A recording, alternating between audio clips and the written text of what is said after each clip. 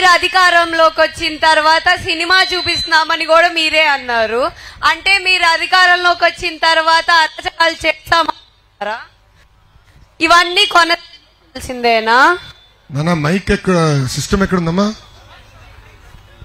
Okay, జాగ్రత్తగా చూసుకో స్వామి, cut అవుతుంది. ఒకసారి can you repeat the question తల్లి? కొంచెం అంటే ఈ పాలనలో చాలా అరాచకాలు జరిగినాయి అని మీరు అన్నారు.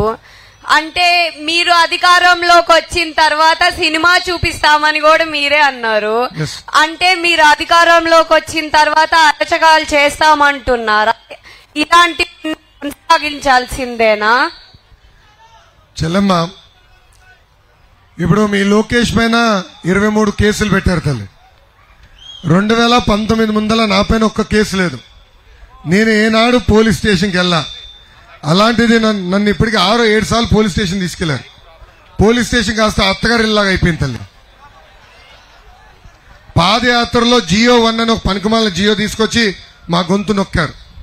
ఇట్లా మైక్ పట్టుకుని మాట్లాడే అవకాశం నాకు ఇవ్వలేదు చెల్లమ్మ.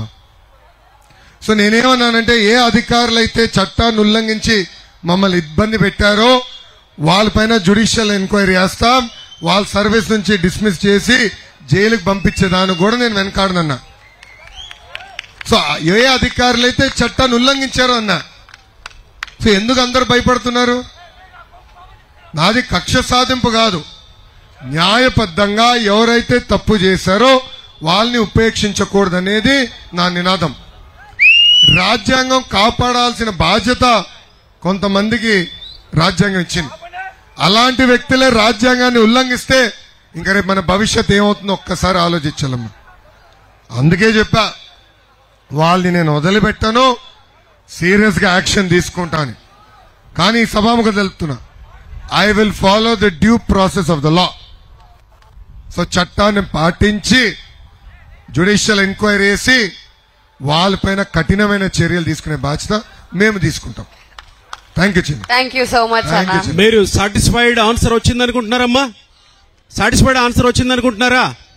ఫైన్.